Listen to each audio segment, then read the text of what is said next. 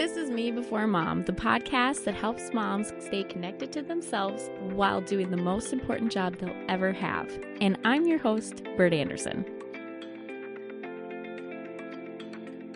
Hi, it's Bert, and you are listening to Me Before Mom. I have a very special guest today on the show. Her name is Brandi Riley, and she is the writer behind the site Mama Knows It All. She is also an author of the book Just Us Girls, which is a really cool back and forth dialogue, written dialogue that you can do with your daughter. She's also a 2-time Iris Award winner, which is a big deal in the influential blogger world.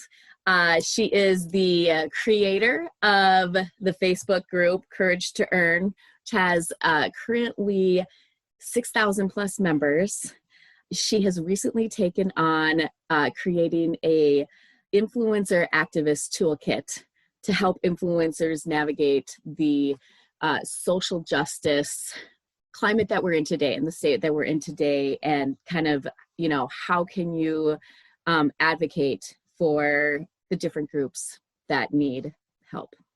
But to me, she is a mentor. She is wise beyond her years, and I don't know how she does it all. So that's what we're going to talk about, because she is a pretty amazing woman. So Brandi, welcome to the show. Thank you so much, Bert, and thank you so much for that introduction. That it sounds nice to hear it out loud. I know, doesn't it? I know. I'm like, you're so great, Brandi. Thank you.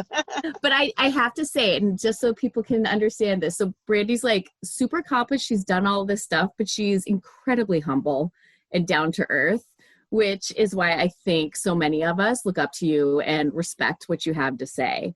So Brandi, tell us how you started your motherhood journey. I know it's usually it can be a long story, but you've had just a really cool life that I think some of the moms that are listening probably would identify with. Yeah. So I have an 11-year-old daughter and I have a 3-year-old son.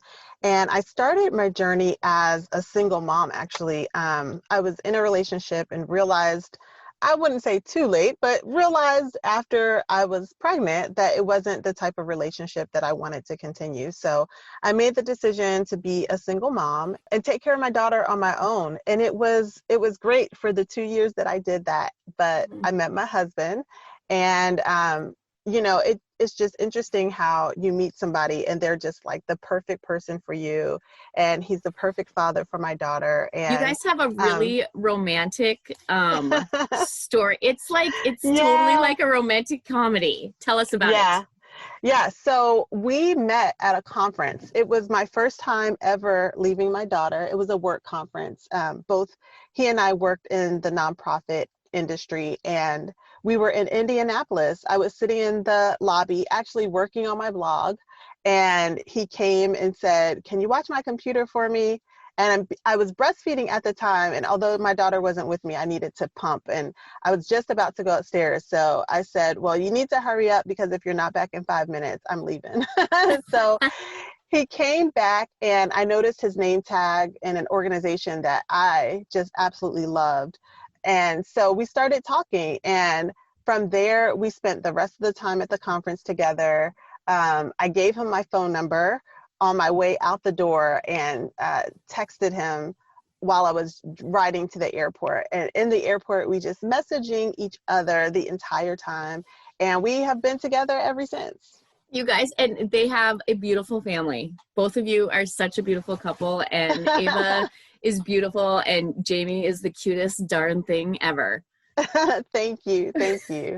Okay, so sorry, I had to interrupt with the story. Okay, back to your motherhood journey.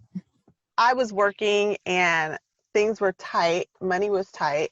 And I was stressed out. And I was really also the first of my friends to have a baby.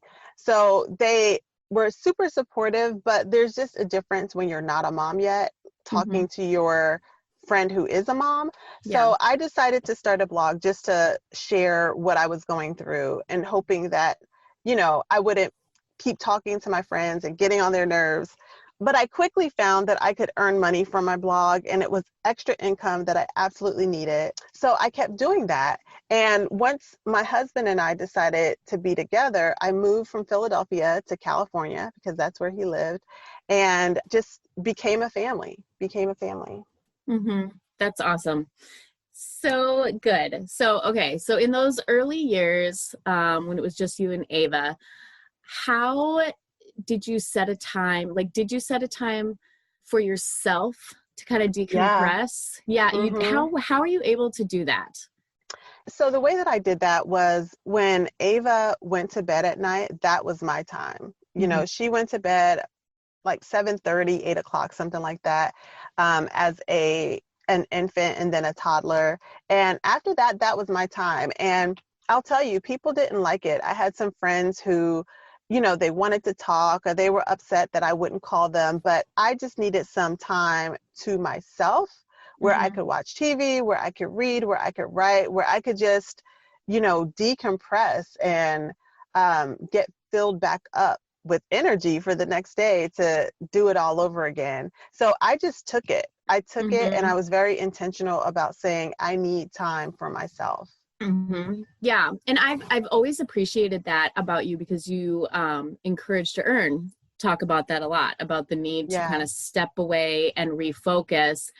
Have you ever dealt with mom guilt?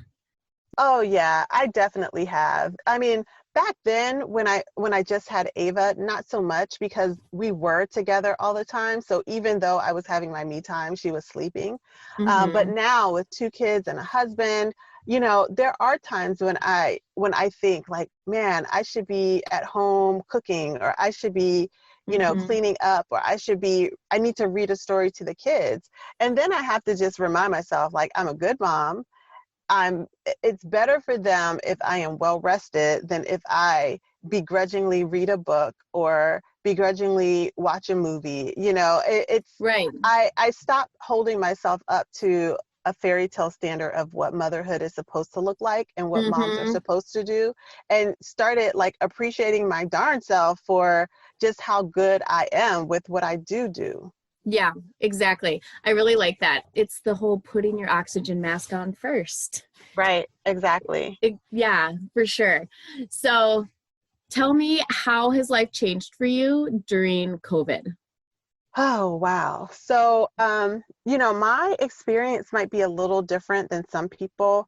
It's not horrible to me, because we had gotten to a point in our family's life where things were just out of control. My son had preschool, my daughter was in basketball and Girl Scouts and girl, just everything. And I was always on the go, and I was always running to this place or that place. And I spent so much time in my car.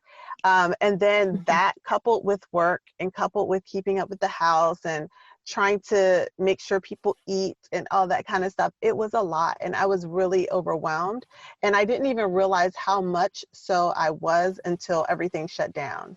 And Mhm. I was at home for a couple days, and I'm like, whoa, this feels like I can breathe. Yeah. This feels Yes. like I have the space to actually think and figure out what it is that I want to do and what I need to let go of, what's important, what's not. So, Mhm. so it has changed in the way that I'm really recognizing and understand what are the things that are most important to me and to my family, and what are the things that we can let go of. Mhm. Mhm.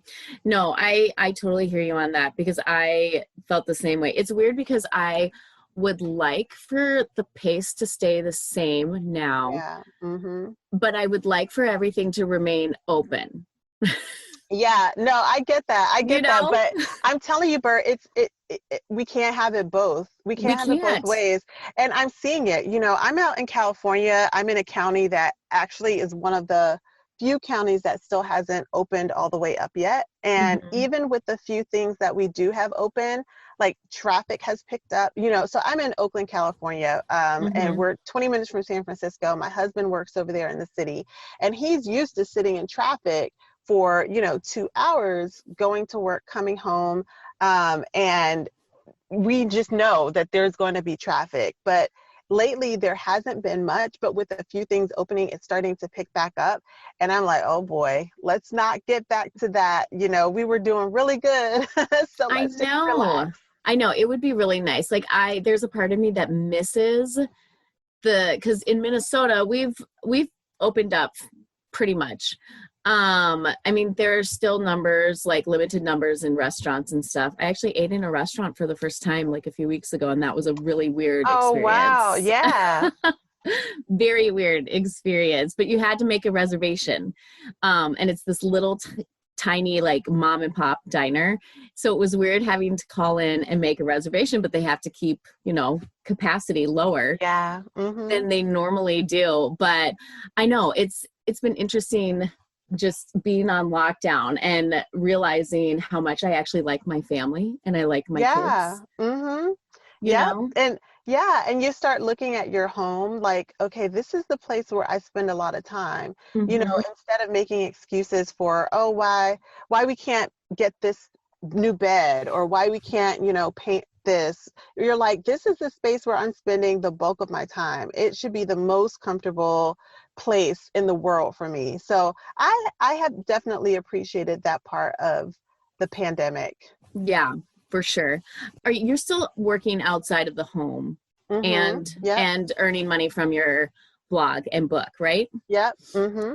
Okay, so a lot of people, I think, us bloggers are used to working from home and used to kind of managing the work-life balance with families. But I'm constantly hearing from my friends who are working moms and now switching from working outside of the home to working inside of the home about not knowing when to turn it off, that work brain. So do you have any tips or suggestions? Do you feel like you're doing a good job of it? Yeah, I'm doing a great job of it because it's very important to me. And I've worked remote for the last decade. So just really being able to turn off, I found was very important. And now I haven't always been able to do that, but No. definitely for the last few years, it's been a lot easier. The first thing is recognizing the need to do that, and understanding why you don't want to cut off. And most of the time, it's not about us. It's about us wanting to please other people, us Mhm. wanting to be available for other people. And really, it's just a mindset shift in determining that, hey, I am just as important as all of these people that I am, continuing to work myself to the bone for and not take a break. So Mhm. I think like that's the first thing. And then the second thing is setting a definite time when it's time to cut off, and letting that time be the time that I get off. And if anybody messages me, I just ignore it. If they send me an email, I just ignore it. And if I do occasionally reply back, then that's my choice. But I don't feel any sort of guilt for taking my time and for saying like it's 9 o'clock at night. This is just not when I answer emails. Mhm. I know. Yeah, that is so true. I find myself kind of turning everything off at 5. Yeah. Mm-hmm. Mhm. And then during the weekends, I don't, because I manage a few people's social media accounts, and I tell them, I'm like, look, we don't post on the weekends on Instagram. Yeah. Mm-mm. That's, we just don't need to do that. Yeah. Mm-mm. So the other thing I wanted to talk with you about, because you've created this community of women who in the influencer space who are really open and honest, and you are actually the first one that I heard who was really pushing, like, you need to get paid for the work that you do, which is Yeah. something that as women we kind of just are like, oh, I'll just do it, and hopefully, fingers crossed, I'll get paid. But you've always been very empowering, to kind of know your worth and understand Yeah. that. And as a result, you've created this very open community. I'm imagining, because I know that you're an introvert and you've Yeah. said that you're an empath, that can be Mm-hmm. extremely draining on you. Yeah. Yeah. So It how do can. you, yeah, so how do you center yourself?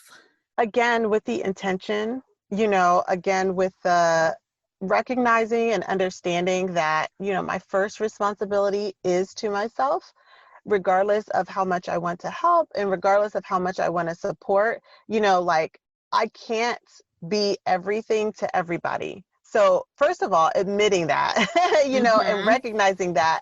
And secondly, then saying, okay, so let me prioritize who my most important people are and where I need to spend the most time, Mm-hmm. and once I put Mm-hmm. that into a list, even in my head, then it's easy for me to say, you know what, this person is like number 15, or this thing is number 30, like Right. it's going to make things bad for number 1 through 5, or Mm-hmm. uncomfortable, or take away from. So I'm able to just say, I can't get into this. I can't be a part of that. I can't engage. I need to just, I just need to ignore it. And Mm-hmm. I mean, in some ways it seems rude, in some ways it seems dismissive, but we're just one person, Yeah. I'm just one woman doing as much as I can, and I can only do what I can do as one person. Yeah, no, I think that's a really good point. And I think even, for our moms who are listening who are not in the influencer industry, with today's climate, with everything that's happening, with the Black Lives Matter movement and the pandemic, there's so much heat online and between people. I mean, we've been talking about racial reconciliation on the show quite a bit this season. And and I don't know if you ever like walk into a space and you're like, I'm going to be the voice, but you've kind of turned into the voice for the activist influencer movement. Yeah, yeah. I mean, Um, I'm an educator, and I I didn't see any education happening. There were calls to action, but you can't act if you don't know what you're supposed to be doing. So, there are definitely other folks out there who are more well versed than I am, but I can teach, so I can mhm, share what I do know. I can disseminate information. And, I think that's a good point for all moms, just in general, about, mhm, should I join that committee? Should I be the Girl Scout leader? Should I do this? Should I do that? Understanding that there are so many different nuances and ways that you can play different roles. Like, you don't have to be the committee chairperson. You can mhm. show up on the day of the auction and help put things together. You don't have to be the Girl Scout leader. You can show up when they have, trips, or they Yep. go camping, and you can help in that way. And so that's another way to just kind of find yourself and find time for yourself, and still be a part of whatever movement, is finding the small role that you can play, the Mhm. smallest, most important role that you can play, and do that. Mhm. Exactly. No, I think that's such an important thing. And especially, I've talked about it on the show. I feel like hopefully we will get this right and this is a turning point in history. Yeah. Um, just it's about time, for goodness sakes. Like, yeah, it's Yeah. Mm-hmm. and hopefully we can get it right. So I know you have played a really influential role in my own journey with kind of just understanding white privilege, understanding how how much I needed to open my eyes to the truth. And you did it in a very graceful way. I talked about you. Surprise! I talked about you when I don't even remember what we called the episode, but it was kind of my journey with where I'm at today and just confronting racism and the reality of it and stuff. And one of the things that I so appreciate about you is your willingness to say the hard thing in love and do it in a personal way that's not hiding through behind a computer screen. Yeah. Yeah. But, I will tell you that, again, it comes with not being everything to everybody. Yep. I can be graceful because I'm only kind of going to people I know, and people I care about, and people I like, and people I love. Going out into the wild world and correcting everybody, or Mm-hmm. supporting everybody on their journey towards whatever type of enlightenment, that just isn't my calling. But more, personal one-on-one type things with people that I've built relationships with, that is, so it's Mm-hmm. easy to come with grace when you actually care about the person you're talking to. I know. Isn't that so true? Yeah. So true. But I think it's really interesting. I was talking with some of my friends. My church has actually I've started a book discussion group. And we're reading the book White Awake by Daniel Hill. Yeah. Mm-hmm. And it's very convicting, and it's really good. But it's been interesting to talk amongst us just how divided families are getting because of Yeah. everything that's happening. And I've seen it, within with my husband's side of the family, Yeah. especially. But it's, one of the things that you talk about, and some of the other Black women in the group talk about, is how it is time for us as white women to kind of take the reins and Mm-hmm. not depend on our Black sisters to always be the ones who are calling people out and educating and Yeah. and Mm-hmm. stuff. And so, being from Minnesota and being a white suburban mom, it is not comfortable for me to do that. Yeah. But I feel like you've done a really good job of showing how to do that. You know what I mean? Yeah, yeah. Well, I appreciate that because, that is the goal. The goal, most people will not be moved by being screamed at. No. Like if you yell at your kids, all it's going to do is like traumatize them and create bad memories, Mm-hmm. but if you educate them and you share from a personal standpoint, then people are usually more susceptible to at least trying to understand what you're saying. Mm-hmm. And being educated is a big part of that because it gives you the words to be able to have the dialogue, and then Yes. it doesn't become all about my emotions. I feel that you are Mm-hmm. being racist towards me, or I feel that you are closed-minded. It becomes Mm-hmm. like, hey, I know why you are feeling this way, and I know why you're acting this way, and have you ever considered that it could be this? Right. And you have research to back it up. You have Mm-hmm. you're not just coming from your heart, you're connecting your heart and your brain. Right, exactly. I think that, yeah, super true. So I know that you've talked in the Courage to Earn group a bit about kind of your morning routine and what you do before you start your day, because you are wearing a lot of hats, a ton of hats. So can you tell us a little bit about how you start your day and how that helps, just how many different hats you're wearing and how many people you're supporting emotionally? Yeah, so I start my day at 5. I start working at 5, and my kids are still asleep. My husband is still asleep, which is awesome. And I Yes. just have that time to really get a lot of stuff done. Mm-hmm. So, I wake up, I make a list, I say a quick prayer, and, show gratitude just for waking up, which is like a huge deal. Mm-hmm. And then I get coffee. And what I try to do in that time, it used to be 2 hours, 2 full hours that I would have to myself in the morning, but my son has started to wake up at anywhere between 6 and 6:30. Oh no. So yeah, I know. It's just like, buddy, go back to sleep, but he is not trying to hear that. So I just take that time that I'm by myself to get as much done as possible. So I'm not scrolling on Facebook, I'm not on Instagram. I am, busting out like the most important, hardest things that I have to get done that day, because I know that that's the only time that I'll Yeah. really have to myself, that I'll have quiet. So I do that. And then once my kids start getting up, that's when I've started activating my daughter. I mean, she's 11.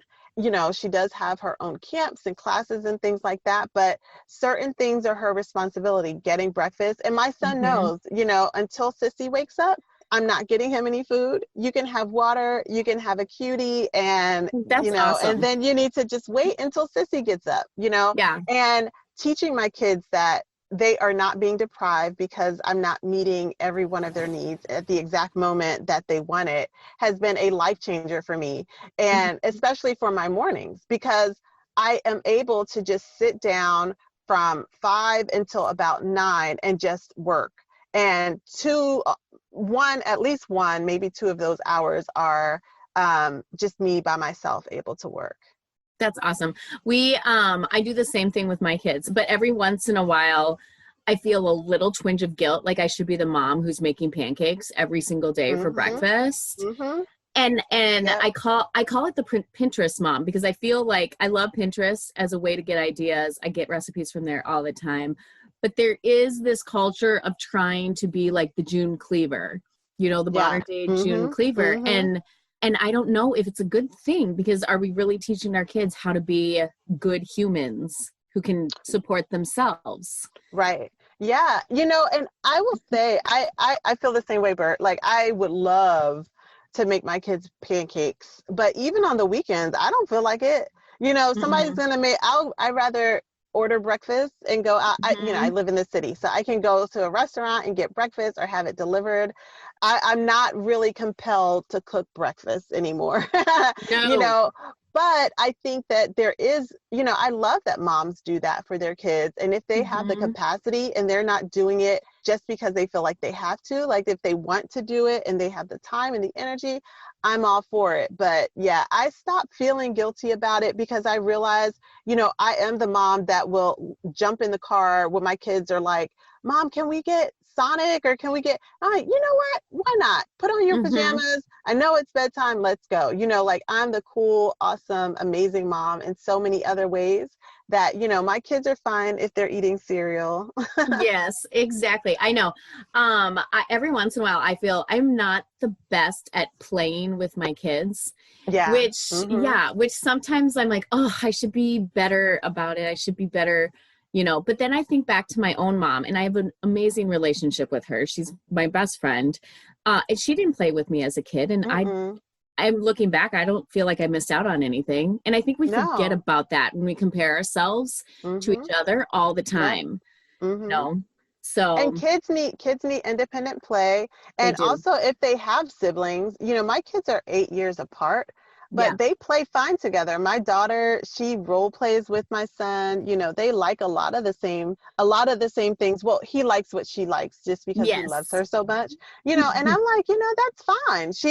She's not unhappy playing with him. She doesn't mind it. He has his playmate. They're good. They are good. They're totally good. I know. I think what I think you just said that was like so important is if you like doing something like making pancakes, let's just use that example. If making pancakes is your thing and you truly enjoy it, good. You should continue it. If you're doing it because you feel like you have to, I think maybe it's time to do a little bit of a heart check and and ask yourself, like, why am I doing this?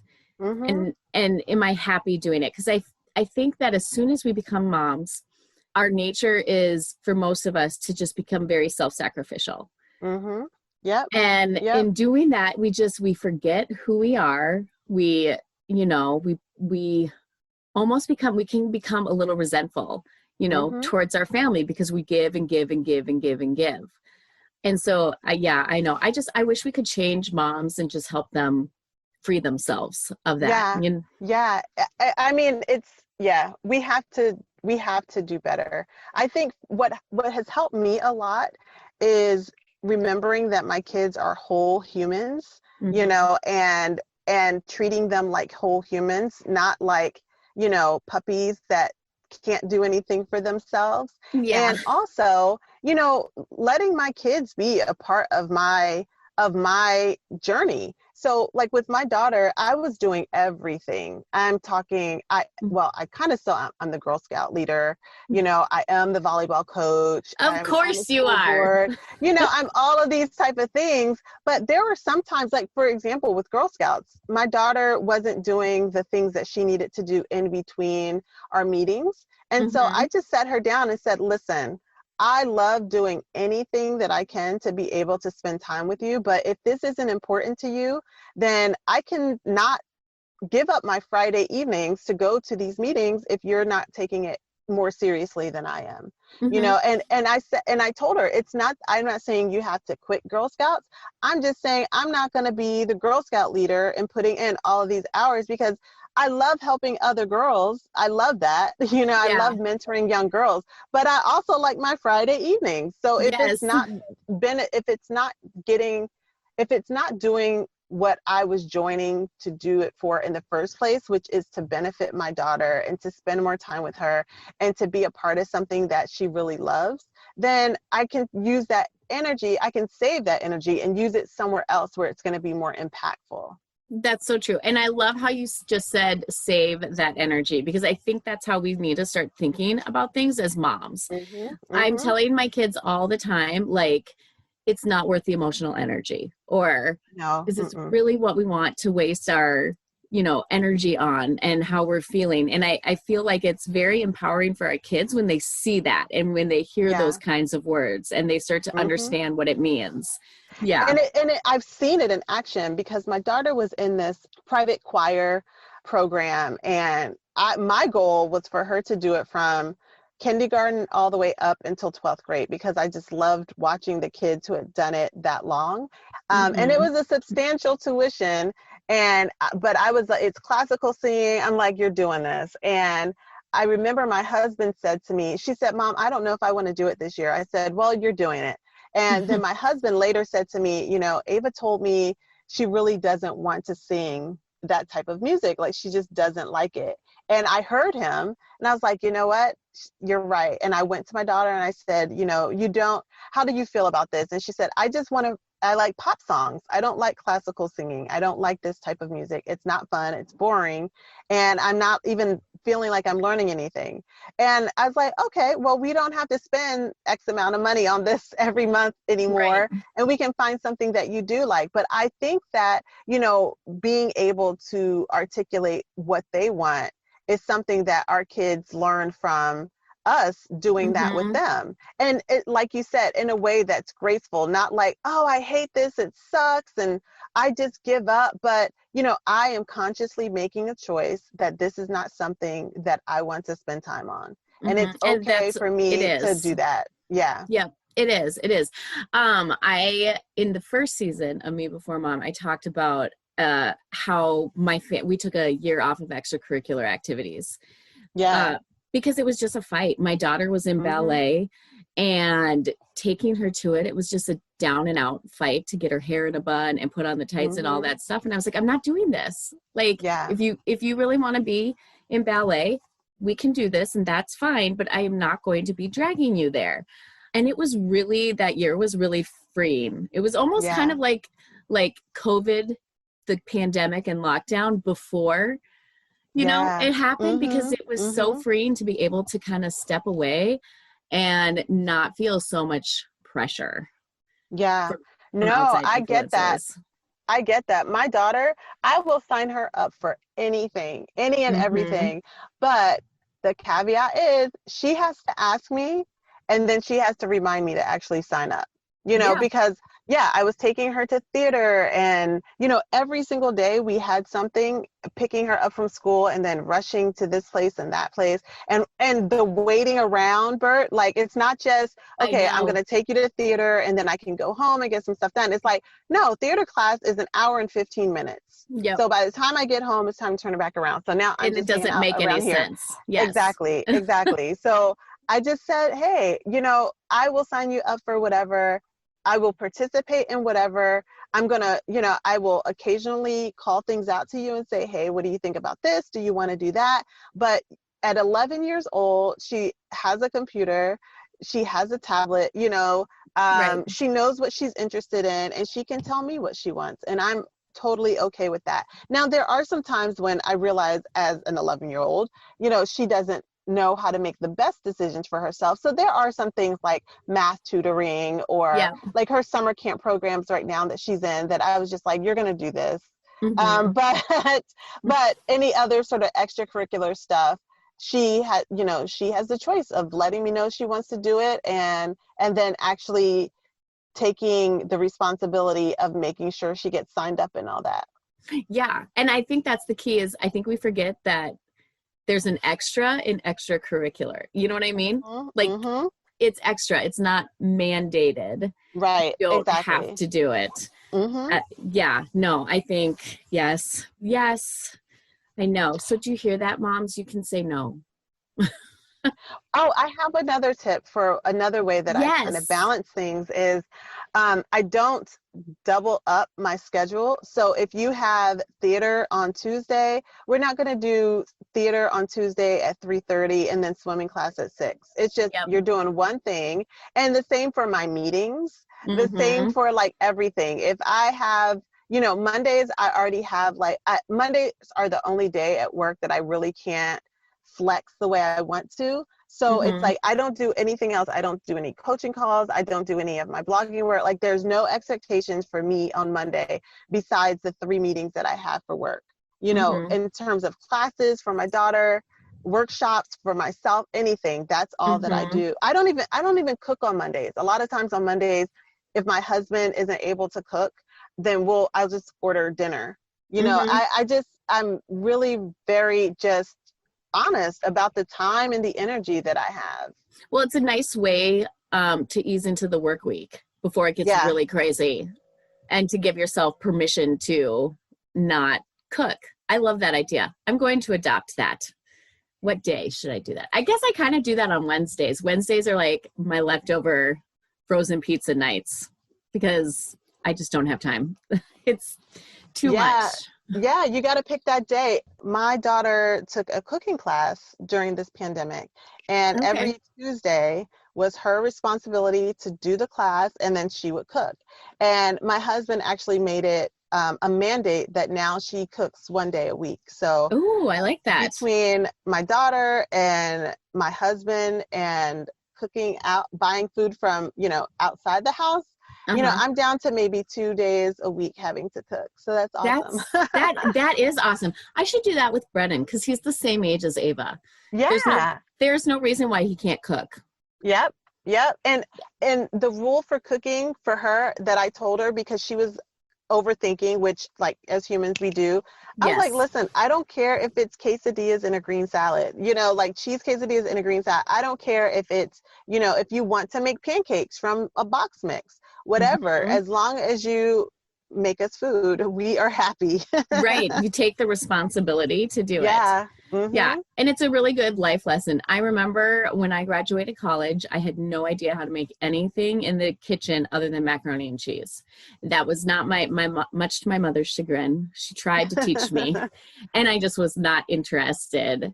Where did your daughter take a cooking class? So it is a shop in New York, but they're doing everything online. It's Yeah. called the Dynamite Shop, the Okay. Dynamite Shop. That's really cool. And the name of the program is Delegate Dinner.